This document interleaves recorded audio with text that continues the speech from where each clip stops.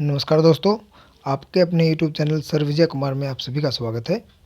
आज हम आपके लिए लेकर के आए हैं प्रीवियस ईयर से जो एचटेट के एग्ज़ाम हुए थे उनका ही एक पेपर।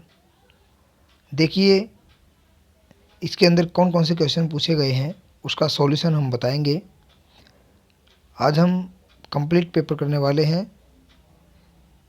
अगर आप लोग मेरे चैनल पर नए हैं तो मेरे चैनल को सब्सक्राइब कर लीजिएगा, शेयर कर दीजिए वीडियो को और लाइक कमेंट करना बिल्कुल भी मत भूलिएगा। चलिए दोस्तों शुरू कर लेते हैं। फर्स्ट है हमारे पास में चाइल्ड डेवलपमेंट और पेडागोगी से क्वेश्चन फर्स्ट आता है, निम्नलिखित में से कौन सा प्रश्न चिंतन की गहन प्रकार की शैली को प्रोत्साहित करता है। तो इसमें से आ जाएगा आपका आंसर 4 नंबर, जोड़ व्याकरण का विलोम होता है, कहने का क्या तात्पर्य है। तो ये क्या प्रश्न है, ये आपका गहन प्रकार की शैली को प्रोत्साहित करता है। नेक्स्ट है अधिगम क्या है, लर्निंग है। तो ये आपका आंसर हो जाएगा व्यवहार, ज्ञान और कौशल पर तुलनात्मक स्थायी प्रभाव, ये अधिगम कहलाता है। नेक्स्ट है कोहलबर्ग के अनुसार एक बालक के नैतिक विकास के कौन से स्तर में यह नैतिक मूल्यों का आंतरिकरण प्रदर्शित नहीं करता। बालक के नैतिक तर्क बाह्य पुरस्कार और दंड से नियंत्रित करते हैं। तो कौन सा जो है ये आपको पूछा गया है के अनुसार कि कौन से स्तर में, तो ये सबसे पहले स्तर में होता है। कौन सा स्तर है, पूर्व परंपरागत स्तर के अंदर पूछा जाता है। नेक्स्ट है फोर्थ क्वेश्चन, बालक की विवेचना तार्किक नहीं होती है और यह अंतर्ज्ञान पर आधारित है, न कि व्यवस्थित तर्क पर। पियाजे के अनुसार संज्ञानात्मक विकास की यह अवस्था कहलाती है। तो कौन सी अवस्था होती है ये कि तार्किक नहीं होती, तो ये पूर्व क्रियात्मक काल की अवस्था होती है। अधिगमकर्ताओं की व्यक्तिगत विभिन्नताओं की पूर्ति के लिए निम्नलिखित में से कौन सा चरण वांछनीय नहीं है। ये बात बड़ी आती है प्रश्न के अंदर कि नहीं लास्ट में लिख दिया जाता है, तो इस बात का आप ध्यान रखें कि नहीं कौन से में हो रही है। तो अधिगमकर्ताओं की व्यक्तिगत विभिन्नताओं की सामाजिक आर्थिक स्तर की पहचान करना, ये पूर्ति नहीं होती कौन से चरण में। निम्नलिखित में से कौन सा कथन चिंतन के विषय में गलत है। तो चिंतन के विषय में गलत क्या है कि चिंतन और भाषा असंबंधित हैं। नहीं दोस्तों, चिंतन होगा तो किसी न किसी भाषा से संबंधित जरूर होगा। नेक्स्ट है निम्नलिखित में से कौन सा पूरक अधिगम नियम थॉर्नडाइक द्वारा प्रतिपादित किया गया। तो कौन सा अधिनियम किया गया, तो ये किया गया था बहुअनुक्रिया नियम। निम्नलिखित में से बुद्धि की कौन सी श्रेणी हावर्ड गार्डनर द्वारा उनके बहुबुद्धि सिद्धांत में नहीं सुझाई गई है। जो तो दोस्तों गणितीय, संगीतीय और अंतर्वैयक्तिक ये सुझाई गई हैं, बट व्यवहारिक नहीं सुझाई गई है। निम्नलिखित में से अधिगम की कौन सी परिस्थिति बाल केंद्रित शिक्षा पर आधारित नहीं है। तो कौन सी नहीं है, प्रदर्शन बाल केंद्रित शिक्षा पर आधारित नहीं है। नेक्स्ट है निम्नलिखित में से कौन सा आंतरिक अभिप्रेरणा का उदाहरण नहीं है। तो आंतरिक अभिप्रेरणा प्रशंसा उदाहरण नहीं है। नेक्स्ट है बहुबुद्धि मन के फ्रेम ढांचे सिद्धांत के प्रवर्तक कौन है। तो ये कौन है प्रवर्तक, तो हावर्ड गार्डनर इसके प्रवर्तक हैं। सतत और व्यापक मूल्यांकन के विषय में निम्नलिखित में से कौन सा कथन गलत है। सतत और व्यापक मूल्यांकन में क्या है, इसमें निदानात्मक मूल्यांकन सम्मिलित नहीं है। तो नहीं क्यों नहीं है, ये सब होते हैं इसके अंदर, इस मूल्यांकन में सब मूल्यांकन सम्मिलित होते हैं। नेक्स्ट है निम्नलिखित में से कौन सी शिक्षण अधिगम व्यवहार रचना व्यूह रचना सृजनात्मकता के विकास के में बाधा पहुंचाती है। तो कौन सी बाधा पहुंचाती है? ये हो जाएगी शिक्षण अधिगम के दौरान विद्यार्थियों को अतिनियंत्रित करना, ये बाधा पहुंचा सकती है। नेक्स्ट है, एक बालक जिसे मानव संपर्क से प्रेरित बड़ा किया गया है प्राय दीर्घकाल तक अत्यधिक भाषा की कमी को दर्शाता है, जो बाद के भाषा उद्भाषण अनुभव द्वारा पूर्ण रूप से बिरले ही पूरी होती है। यह साक्ष्य भाषा विकास के कौन से पक्ष को बल देता है? तो ये किसको बल देता है? ये देता है वातावरण को, क्योंकि उसको वातावरण में नहीं रहने दिया गया, इसलिए उसकी भाषा कमज़ोर रहेगी। बालकों की सामाजिक दक्षता के विकास के लिए निम्नलिखित में से कौन सी परिवेश शैली अधिकतम प्रभावी है? तो कौन सी है?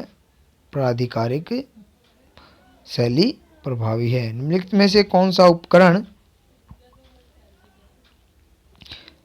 संरचनात्मक आकलन के लिए उपयुक्त प्रतीत नहीं होता? ये ध्यान रखिएगा, कौन सा नहीं होता। तो मानदंड संदर्भित परीक्षण, ये होगा आपका आंसर। नेक्स्ट है आपके पास में अधिगमकर्ताओं के सतत और व्यापक मूल्यांकन के विषय में निम्नलिखित में से कौन सा कथन सही है? तो कौन सा कथन इनमें से सही है? तो ये होगा आपका संकलित आकलन औपचारिक आकलन कहलाता है। योगात्मक आकलन जो होता है वो औपचारिक आकलन कहलाता है। नेक्स्ट है, अधिगम अयोग्यता उपयुक्त रूप में परिभाषित की जा सकती है। तो कौन से उसमें? यह आंतरिक है और केंद्रीय तंत्रिका तंत्र के दुष्क्रिया से होती है, ये परिभाषित की जा सकती है। तो नेक्स्ट है, विकास के संबंध में निम्नलिखित में से कौन सा सार्थक तथ्य है? तो ये सार्थक तथ्य है विकास के उसमें, यह आनुवंशिक और वातावरण की अंतःक्रिया का परिणाम है। आनुवंशिक भी हो सकता है विकास और वातावरण की अंतःक्रिया का परिणाम है। तो ये ध्यान रखिएगा। अगर आप चैनल पर नए हैं तो हमारे चैनल सर विजय कुमार को सब्सक्राइब कर लीजिएगा। नेक्स्ट पे चलते हैं, अधिगम के सामाजिक निर्मितिवादी उपागम की विशेषता है। तो क्या विशेषता है? अधिगम के लिए क्या है? दूसरों से सहयोग पर बल देना, दूसरों से सहयोग पर बल देना अधिगम की विशेषता है। नेक्स्ट है, समावेशन का तात्पर्य है एक विशेष आवश्यकता वाले बालकों को नियमित कक्षा में शिक्षित करना। तो ये क्या है? समावेशन का तात्पर्य है। तो इसका आपका समझ जाएगा कितनी देर के लिए? पूरे समय के लिए। नेक्स्ट है, चॉम्स्की के अनुसार भाषा अर्जित करने की एक अंतर्जात क्षमता जो मानव को जैविक वंशागति के फलस्वरूप प्राप्त हमारी अद्वितीय क्षमता है को कहते हैं। तो वो क्या कहेंगे? भाषा अनुकूल श्रेणी बोलेंगे उसको हम। नेक्स्ट है, निम्नलिखित में से कौन सी व्यवहारिक विशेषता व्यक्ति के अभिप्रेरित व्यवहार से संबंधित नहीं है? तो कौन सी नहीं है? पृथक जो है वो अभिव्यक्त व्यवहार से संबंधित नहीं है। नेक्स्ट है, गिने द्वारा प्रस्तावित अधिगम का पदानुक्रमिक उच्चतम स्तर है। कौन सा स्तर है उच्चतम? समस्या समाधान अधिगम उच्चतम स्तर में गिना जाता है। निम्नलिखित में से कौन सी विशेषता वंचित बालक की नहीं है? वंचित बालक की नहीं है। तो यह हो जाएगा आधारभूत और सार्वभौमिक अधिकार प्रदान करना। ये वंचित बालक की नहीं है, उसको पहले ही उनसे वंचित रखा गया है। एक बालक जो कि किसी एक विशेषता में उच्च और निम्न है, बाद के वर्षों में भी इसी तरह का रहता है। यह कथन निम्न महत्व को बल देता है। किस महत्व को बल देता है? आनुवंशिकी के महत्व को बल देता है। नेक्स्ट है, विकास के पक्ष जैसे कि शारीरिक, संज्ञानात्मक, सामाजिक और संवेगात्मक निम्नलिखित में से कौन सी प्रक्रिया से विकसित होते हैं? पृथक से, आंशिकता से, यादृच्छिकता से और समग्रता और सकलता या संपूर्णता से। तो समग्रता और किससे होते हैं? ये संपूर्णता से होते हैं या साकल्पता से होते हैं। वाइगोत्स्की के अनुसार यह कार्य जो बालक अकेले के लिए अत्यधिक कठिन है, परंतु किसी प्रौढ़ और अधिक कुशल साथी की सहायता से करना संभव हो, कहलाता है। तो किसी से जो होता है कार्य वो कहता है आसन विकास क्षेत्र कहलाता है। उसके लिए आसन विकास क्षेत्र उसको हम बोलेंगे। नेक्स्ट है, संवेग की प्रकृति निम्नलिखित में से कौन से कथन से सही रूप में प्रकट होती है? तो संवेग की प्रत्येक संवेग के साथ एक भावना निहित रहती है। संवेग के साथ भावना जुड़ी होती है। समस्या समाधान में निम्नलिखित में से कौन सा पद सम्मिलित नहीं है? तो कौन सा पद सम्मिलित नहीं है? उद्दीपक के प्रति अनुक्रिया करना सम्मिलित नहीं है। नेक्स्ट प्रश्न है, यह आपकी पेडागोजी जो है वो समाप्त हो गई है और इससे आगे आपके पास में आती है ये हिंदी। तो हिंदी के अंदर हम पढ़ेंगे एक कर्मक क्रिया वाला वाक्य है। एक कर्मक क्रिया वाला वाक्य कौन सा है? महर्षि वेदव्यास ने जय संहिता लिखी, ये कर्मक क्रिया है। गुण स्वर संधि का उदाहरण चुनिए। गुण स्वर संधि का उदाहरण है यमुना में, यमुनोर्मी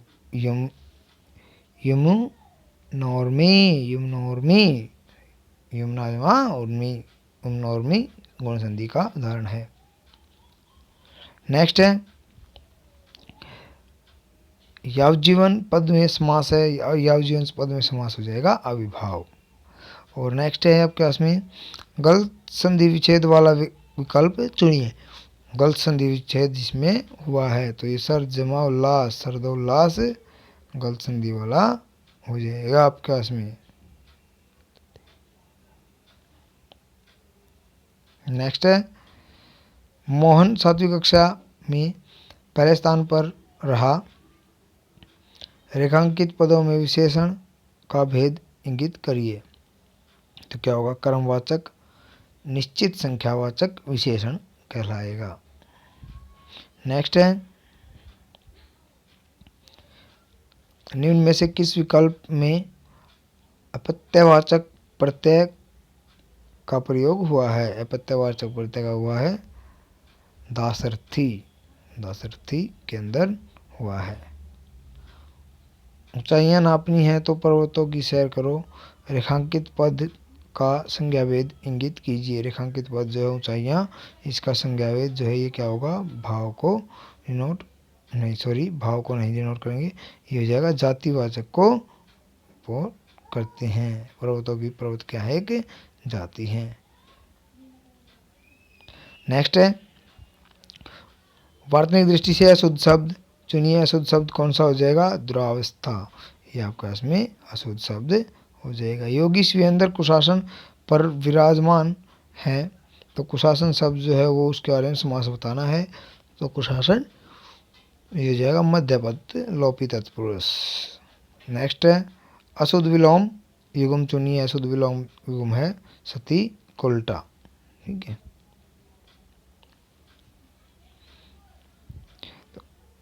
विशेषण से निर्मित भाववाचक संज्ञापद नहीं है। भाववाचक संज्ञापद नहीं है कौन? आत्मीयता भाववाचक संज्ञापद नहीं है। नेक्स्ट है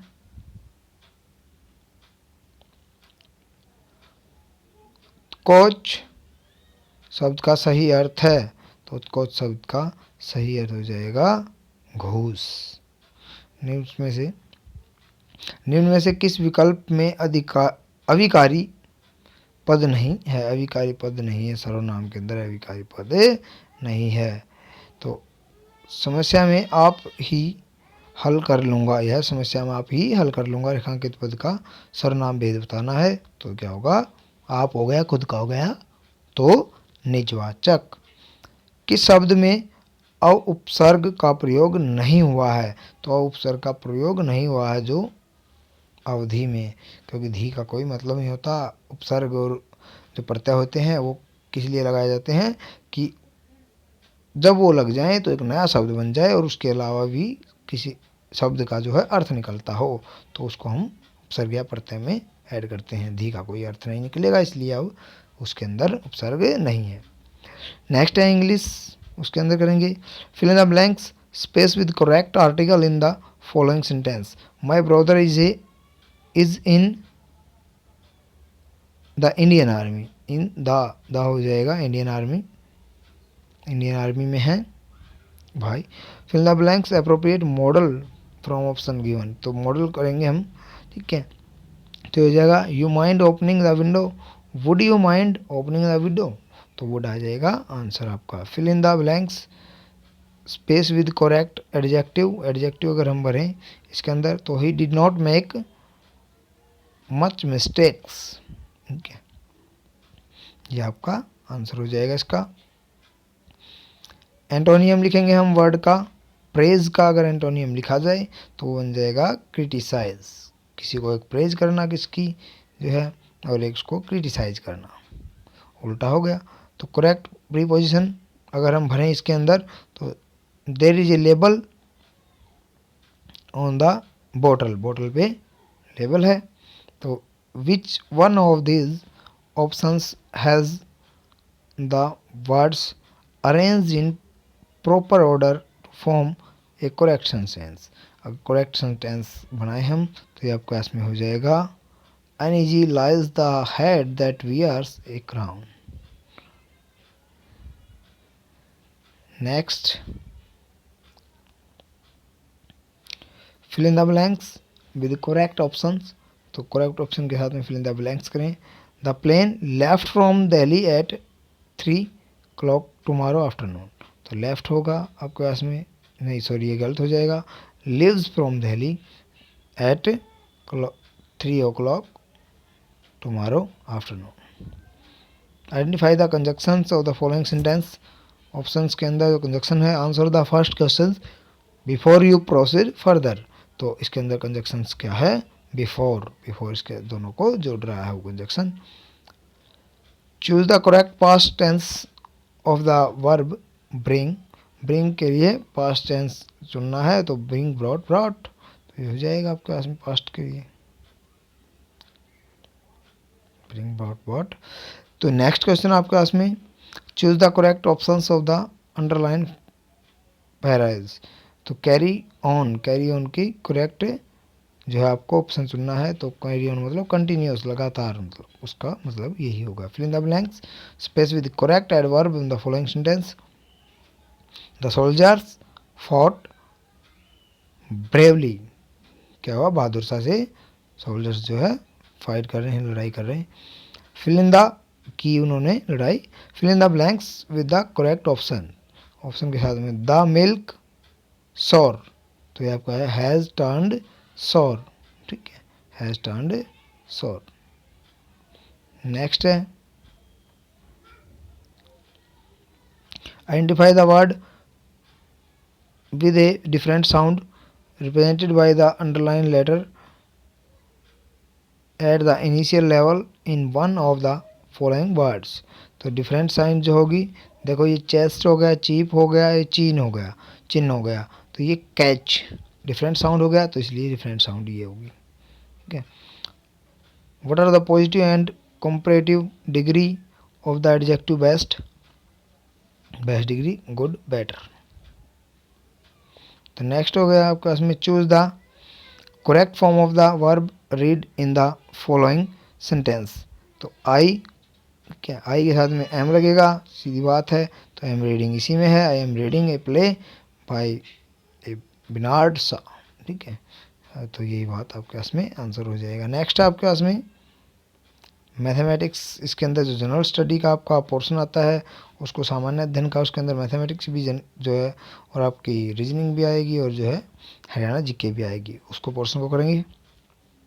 यदि एक समबाहु त्रिभुज की भुजा 20% कम कर दी जाती है तो इस त्रिभुज के क्षेत्रफल में कितनी कमी हो जाएगी? तो इस त्रिभुज के क्षेत्रफल में 20% अगर कम कर दी जाती है तो इसके अंदर कमी हो जाएगी 36% की। श्रेणी का अगला पद क्या होगा? देखिएगा श्रेणी का अगला पद, ठीक है, 6 हो रहा है, फिर 4 गुना हो रहा है, फिर जो है 60 हो रहा है, ठीक है। तो इससे अगला पद क्या हो जाएगा? तो इससे अगला पद आपका आएगा 110। नेक्स्ट है एक्स और वाई भाई हैं, बी ए की पुत्री है, ए वाई की पत्नी है और बी एक्स की। अगर हम इसको बनाते हैं तो हमारे पास में आंसर बन जाएगा वो भतीजी बन जाएगी। बी एक्स से किस प्रकार संबंधित है? भतीजी है वो। नेक्स्ट है आपके पास में पी ओ आर ई को कूट में लिखा जाता है क्यूडी तथा कॉप को कूट में लिखा जाता है डी पी ओ डी। इसी तरीके से हम वैन को क्या लिख सकते हैं? इनके अंदर भी देख सकते हैं कि इसका क्या बना हुआ है या कितना इनके अंदर गैप है, ठीक है। पी के अगला अक्षर लिखा गया है यू वी, ठीक है। आर है इस तरीके से 2 उड़ा करके इस तरीके से लिखा गया है, इसे 2 पीछे लिखा गया है, इस तरीके से हम उसको लगा करके बनाएंगे तो हमारे पास में बन जाएगा आंसर XIDM। नेक्स्ट है निम्न में से कौन सा सही है? तो सही हमारे पास में क्या है? ये आ जाएगा। इसको करते कैसे हैं दोस्तों? इनका सिंपल सी आप जो है इनका एलसीएम ले करके आप कर सकते हैं। नीचे वाली संख्या बराबर कर लेंगे और ऊपर वाली फिर अपने आप ही पता लग जाएंगी, छोटी बड़ी आती चली जाएंगी। असंगत हैं, असंगत क्या कीजिए? देखो ये शुक्र शनि और बुध ग्रह हैं और सूर्य भी है, इसके चारों ओर चक्कर लगा रहे हैं तो सूर्य सबसे डिफरेंट हो गया, असंगत हो गया इनके बीच में। 5 दोस्तों में ए सी से ज़्यादा परंतु डी से कम रन बनाता है, डी बी से ज़्यादा किंतु ई से कम रन बनाता है। इसमें सबसे ज़्यादा रन किसने बनाए? सबसे ज़्यादा रन किसने बनाए? ई ने। यदि 2 = x प्लस में 1/1 + 1/3 + 1 4 है तो x का मान ज्ञात कीजिए। तो x का मान आ जाएगा आपके पास में 21/17। इनको सोल्व करते चले जाएंगे, उसको उस साइड लेकर जाएंगे, माइनस का हो जाएगा और उसको सॉल्यूशन कर लेंगे इसको। एक रेलगाड़ी 180 किलोमीटर प्रति घंटा की गति से चल रही है, उसकी गति मीटर प्रति सेकंड में कितनी है? तो मीटर प्रति सेकंड में निकालने के लिए आप क्या करते हैं? आप इसको मल्टीप्लाई कर लेंगे तो ये 50 आ जाएगा, ठीक है। 5/18 से मल्टीप्लाई करते हैं तो 180 गुना में 5/18 और 18 से 10 हो गया तो ये 50 आ गया आपके पास में मीटर प्रति सेकंड। नेक्स्ट है √18 × 14 इंटू में x = 84। तो x बराबर है तो x बराबर आ जाएगा आपका 28 के। नेक्स्ट है √0.0025 मतलब 0. ये हो गया 0.05 और ये 2.25 किसके बराबर है? तो ये हो गया 1.5। तो ये आपके में ऐड करके 1.55 आ जाएगा। स्कूल बस ए उसके घर से लेती है और स्कूल पहुंचने के लिए 2 बार बाएं मुड़ती है, फिर दाएं मुड़ती है। बस स्कूल पहुंचने पूर्व दिशा की ओर है तो घर पर किस दिशा की ओर थी? तो ये आपके पास में उत्तर आ जाएगा दक्षिण में होती है वो। अगर हम इसको करके देखेंगे निशान लगा करके तो दक्षिण आपका आंसर आ जाएगा। 9/4 इंटू में 8/28 माइनस में 1 = 2/3। तो x का मान निकालना है, x का मान आपको आता है 4। नेक्स्ट है यदि किसी सांकेतिक भाषा में देखो पुलटानोप, ये भी क्वेश्चन पूछे जाते हैं। फ्रूट इज गुड, ठीक है, को लिखा जाता है नोप को टिर, ठीक है। तो ये लिखा जाता है आपका ट्री इज टॉल। तो पुल हो सॉप को लिखा जाता है ईट गुड फूड। तो फ्रूट को क्या लिखा गया है? तो फ्रूट को टी लिखा गया है। ये टी यहाँ था, यहाँ फ्रूट था, ठीक है। और कहीं भी जो जहाँ फ्रूट है फ्रूट वही लिखा है। टी ये देखो और कहीं भी नहीं आया है इसके अंदर तो इसलिए फ्रूट का ही निकल आता है। नेक्स्ट है पेड़ों की एक पंक्ति में एक पेड़ पंक्ति की बाईं ओर से 11वें स्थान पर और दाईं ओर से 16वें स्थान पर है। तो पंक्ति में कुल कितने पेड़ हैं? तो पंक्ति देखो बाईं ओर से और दाईं ओर से दोनों से मिलाएं तो ये 27 हो गया। 27 उसमें से 1 माइनस कर देते हैं क्योंकि एक ही पेड़ की 2 पोजीशंस हैं। ए बी से 2 अधिक है तो बी सी से 10 अधिक है था A plus B plus C equal to 130 हो तो B plus C minus A का मान ज्ञात कीजिए। अगर इसको हम सोल्व करते हैं 34 आ जाएगा।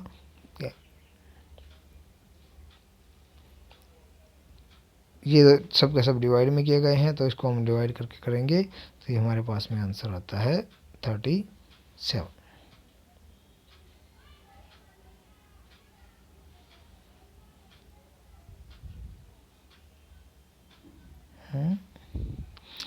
देखो दोस्तों इस तरीके से किया गया है 6 और ये 6 ये 3 और तो ये 3 यहाँ हो जाएगा और 2 1 1 1 1 इस तरीके से आ जाएगा। सॉरी 3 3 3 3 तो यही आंसर होगा आपका 3। सॉरी नेक्स्ट है x/16 और 196/x तो x का मान है तो x स्क्वायर हो जाएगा उसके साथ में मल्टीप्लाई हो जाएगा। ठीक है तो उधर स्क्वायर उधर क्यों तो ये आपका आता है 56 में।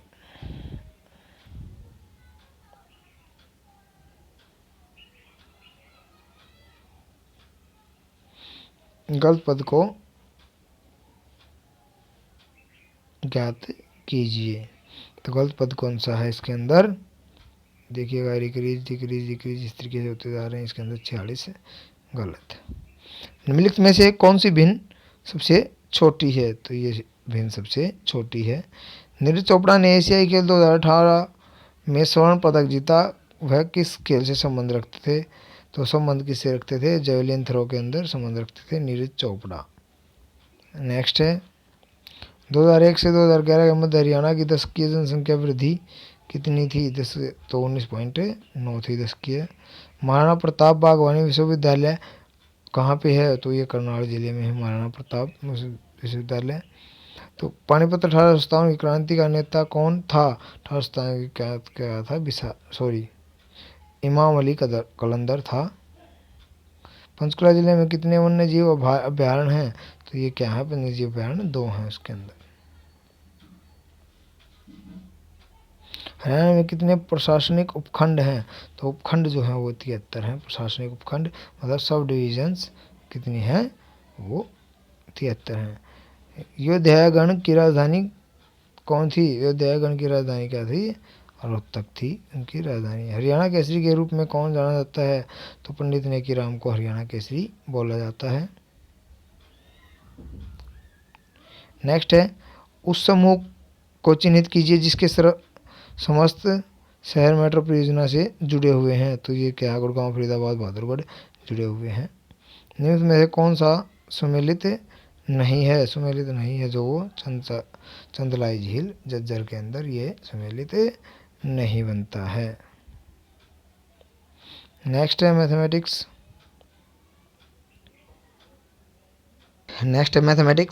मैथमेटिक्स की अगर हम बात करें तो इसके अंदर ही हमें यहाँ पे अलग से मिलता है। ये हम जो फर्स्ट लेवल वाला पेपर है उसकी बात कर रहे हैं। तो इसके अंदर हमें जो मिलता है इस टाइप का मैथमेटिक्स मिलता है।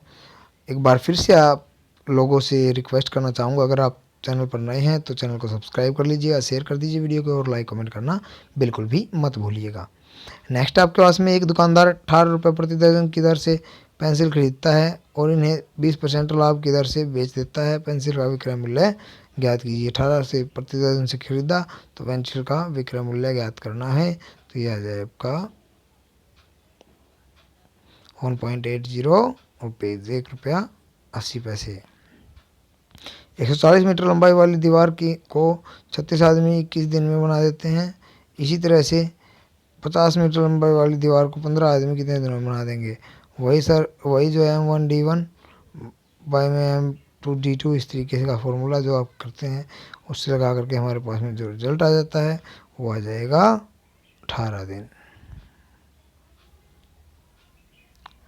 नेक्स्ट है 212 फ़ारेनहाइट को सेल्सियस स्केल के अंदर बदलना है। तो सेल्सियस स्केल के अंदर 212 को बदलेंगे तो तो ये हमारे पास में आ जाएगा 100 डिग्री सेल्सियस।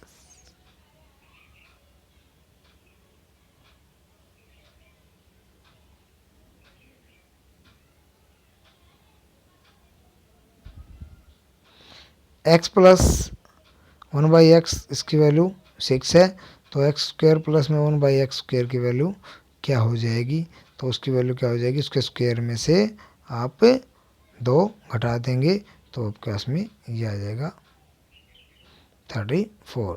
किसी आयताकार अक्षतर खेत के चारों ओर बाड़ लगाने की खर्चा 7.5 रुपये प्रति मीटर की दर से 600 रुपये होता है। तो उसकी लंबाई 24 मीटर और उसकी चौड़ाई ज्ञात कीजिए। तो ये इस तरीके से हम निकाल लेंगे आयताकार का क्षेत्रफल निकाल सॉरी बाड़ लगानी है तो उसका क्या होगा, पेरीमीटर निकाल करके हम उसकी निकाल सकते हैं चौड़ाई। तो हमारे पास में 16 मीटर उसकी चौड़ाई आ जाती है। नेक्स्ट है, यदि x is equal to 1 y is equal to 2 समीकरण x square x plus A Y is equal to 3 है तो हल a का मान ज्ञात कीजिए। तो a का मान हो जाएगा a इक्वल टू 1 और -3। मान ज्ञात कीजिए, तो इसका मान अगर हम लिखें तो ये 0.25 है, तो 25 इसको हम डायरेक्टली लिख लें कि 25 में 100 और ये भाग में है तो ये 1 में 32। तो इस तरीके से हम इसको काट लेंगे, इसके 4 आ जाएगा और ये 4 को जो है ये 32 मल्टीप्लाई करके और इसको डिवाइड कर लेंगे तो हमारे पास में जो आंसर बनता है दोस्तों ये आ जाता है।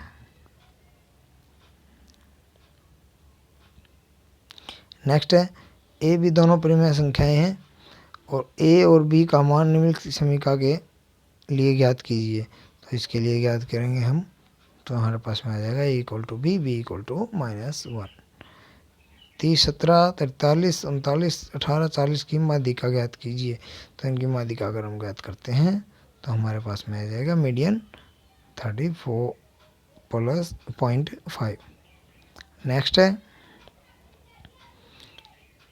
41 रुपये की राशि को 50 लड़कों और लड़कियों में मध्य बांटा गया। प्रत्येक लड़के को 90 पैसे तथा लड़की को 65 पैसे प्राप्त हुए। लड़कों और लड़कियों की संख्याओं का अनुपात निकालिए।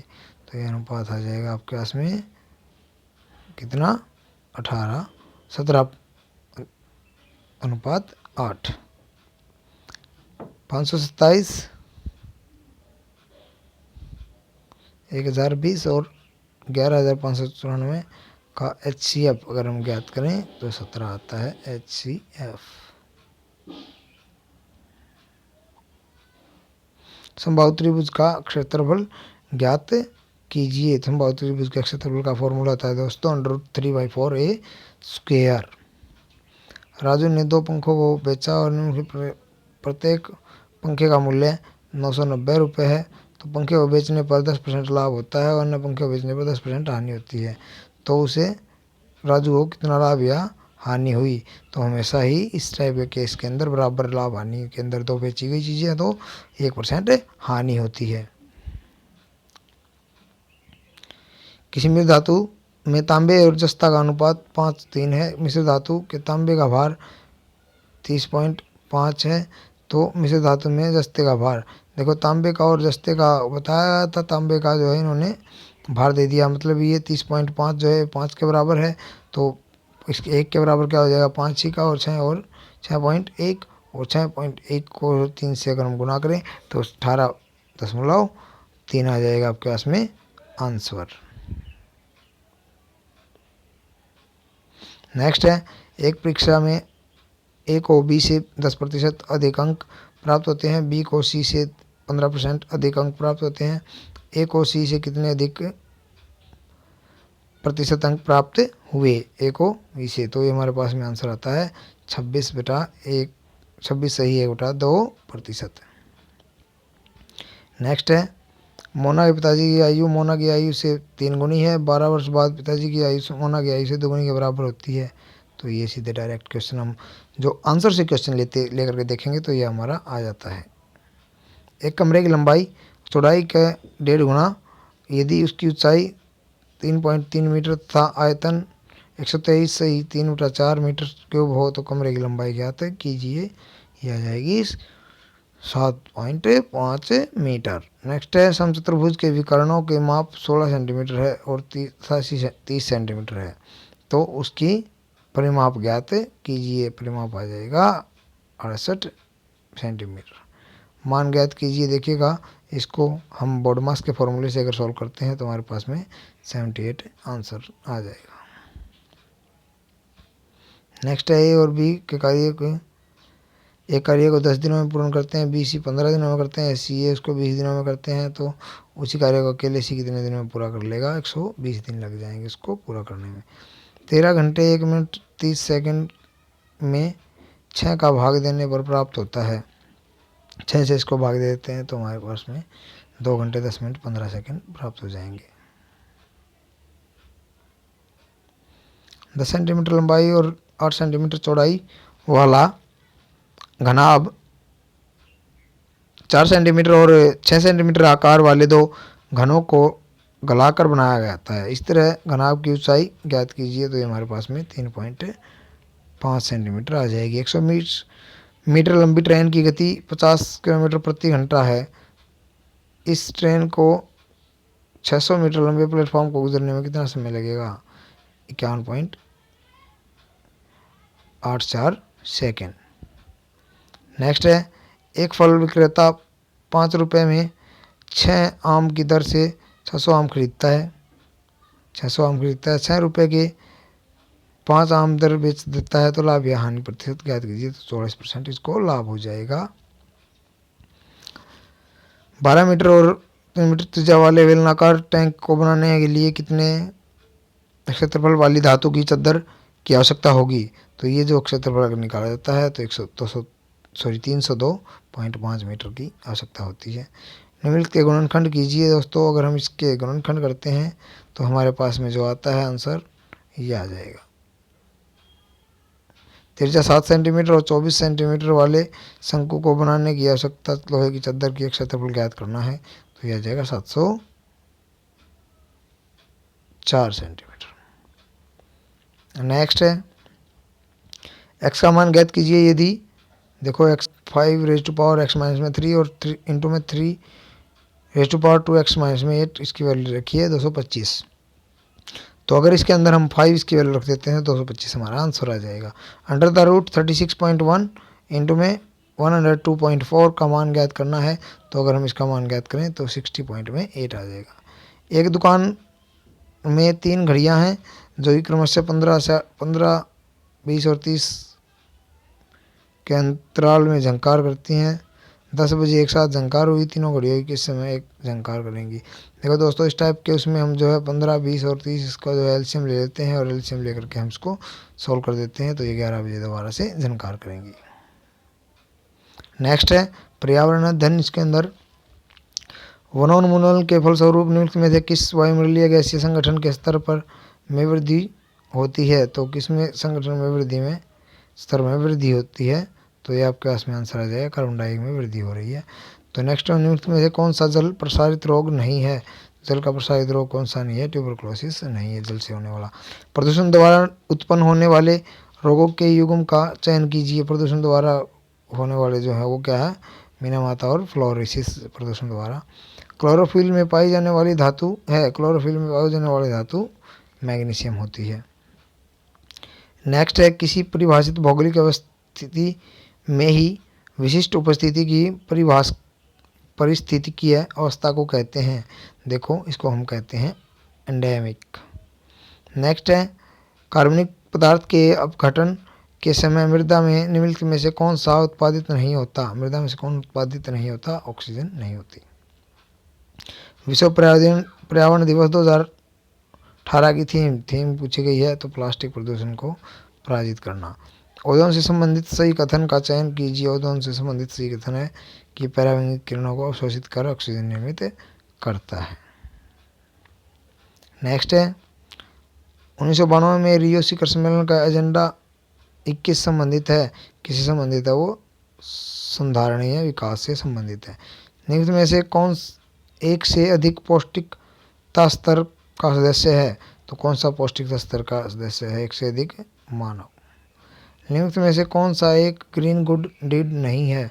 तो क्या है? कचरे को जला देना ग्रीन गुड डीड नहीं है। सबसे नेक्स्ट क्वेश्चन है आपका, सबसे छोटी और सबसे बड़ी तरंग दैर्घ्य का सही क्रम है।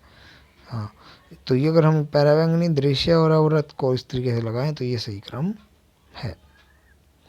नेक्स्ट है, निम्नलिखित में से कौन सा एक मुर्दाखोर नहीं है? मुर्दाखोर नहीं है तो मशरूम नहीं है एक मुर्दाखोर। नेक्स्ट है, केंद्रीय प्रदूषण नियंत्रण बोर्ड CPCB के अनुसार रिहायशी इलाकों में से के लिए ध्वनि की ऊपरी सीमा है। तो रिहायशी इलाकों के लिए ऊपरी सीमा क्या है? 55 डेसिबल तक हो सकती है। जैव निम्नीकरण ठोस अपशिष्ट फेंकने के लिए ए रंग के कचरेदान का उपयोग करते हैं, जबकि पुनः चक्रित करने योग्य अपशिष्ट बी रंग के कचरेदान का फेंक देते हैं। तो ए और बी को पहचानिए। तो एक जो होता है दोस्तों वो हरा होता है और बी नीला होता है। नेक्स्ट है, वन्य जीव रक्षा के क्षेत्र में उल्लेखनीय योगदान के लिए भारत सरकार द्वारा स्थापित पुरस्कार। तो ये था अमृता देवी बिश्नोई पुरस्कार। वायुमंडलीय हरित गृह प्रभाव मुख्यतः किसके अवशोषण के पुनः उत्सर्जन द्वारा होता है? तो वायुमंडल के द्वारा और रक्त विकिरणों के। नेक्स्ट है, केंद्रीय प्रदूषण नियंत्रण बोर्ड के अनुसार रिहायशी हो गया आपका दोस्तों। नेक्स्ट निम्नलिखित में से भौम जल स्तर को कम नहीं करता है? तो कौन नहीं करता है भौम जल स्तर को? बढ़ती बर्फबारी। भारत का वैश्विक धरोहर स्थल जो एक से अधिक राज्य में अवस्थित है, तो वो अवस्थित है जो एक से अधिक राज्य में है, वो भारत की माउंटेन रेलवे है। बायोमास के अवायवीय किण्वन द्वारा निम्नलिखित में से कौन सी गैस उत्पादित होती है? तो कौन सी गैस होती है? बायोगैस ही उत्पादित होती है। गलत कथन का चयन कीजिए। गलत कथन कौन सा है? पावर पेट्रोल का ऑक्टेन नंबर साधारण पेट्रोल से अधिक होता है। ये गलत कथन है, नहीं कम होता है। भारतीय वन संशोधन अधिनियम 2017 में वृक्षों की सूची में से निकाल दिया जाने वाला पौधा है। तो कौन सा पौधा है? वो खजूर का पौधा निकाल दिया गया दोस्तों। निम्नलिखित में से एक पारिस्थितिक तंत्र के जैविक संगठक को चुनिए। जैविक संगठन कौन सा है? मृदा। यूरिया लेपित करने हेतु प्रयुक्त हो रहा तेल किस पौधे के बीज का है? तो किस पौधे के बीज का होता है? वो नीम का। घरों में जलाऊ लकड़ी के अपूर्ण दहन के जहरीली गैस एक्स उत्पादित होती है। सांस द्वारा खींचे जाने पर गैस एक्स रक्त में उपस्थित पदार्थ वाई संयोजित हो जाती है और रक्त की जड़ के वहन की क्षमता को कम कर देती है, जिससे श्वसन संबंधित समस्या उत्पन्न होती है। एक्स वाई जेड को पहचानिए। तो एक्स वाई जेड को पहचान लीजिए। क्या होती है? कार्बन डाइऑक्साइड होगी, वो जल में विकसित हो जाएगी। कार्बनिक अम्ल को क्या कर देगी? अपनी अक्षमता को कम, रक्त की गैस जो है वहन करने को कम कर देती है, कार्बनिक अम्ल को।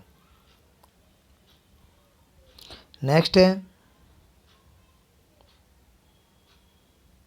जलवायु परिवर्तन एक्शन प्लान जारी करने वाला प्रथम राज्य है। भारत का प्रथम राज्य कौन सा है? दिल्ली है।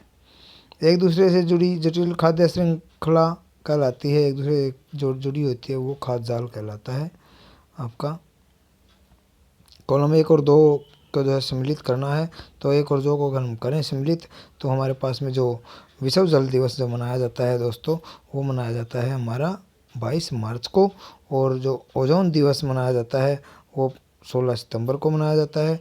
और जो विश्व पर्यावरण दिवस जो मनाया जाता है, विश्व पर्यावरण दिवस जो मनाया जाता है वो अपना 22 मई को मनाया जाता है। और जो अंतर्राष्ट्रीय विश्व पर्यावरण दिवस जो मनाया जाता है 22 अप्रैल को। और जो अंतर्राष्ट्रीय जैव विविधता दिवस मनाया जाता है 22 मई को। और पृथ्वी दिवस जो मनाया जाता है 5 जून को मनाया जाता है। ये आपके पास में तो इससे तो जो पृथ्वी दिवस है वो 22 अप्रैल को और जो पर्यावरण दिवस है वो 5 5 जून को। तो ये मनाए जाते हैं। मतलब क्या है कि आंसर जो आपका हो जाएगा वो फर्स्ट। नेक्स्ट है, पारंपरिक ऊर्जा स्रोत का एक उदाहरण है। कौन सा उदाहरण है? नाभिकीय ऊर्जा पारंपरिक ऊर्जा का स्रोत का एक उदाहरण आपको इसमें दिया गया है। तो युग्म गलत चयन करना है, गलत कौन सा है? तो ये आएगा नोकरेक बायोस्फीयर रिजर्व, मिजोरम के अंदर ये नहीं है। तो ये था दोस्तों प्रीवियस ईयर का एस्टेट का आपका पेपर। आप लोगों को हमारे द्वारा दी गई जानकारी कैसी लगी है ये कमेंट के अंदर ज़रूर बताइएगा। चलिए मिलते हैं नेक्स्ट वीडियो के अंदर, तब तक के लिए जय हिंद, वंदे मातरम।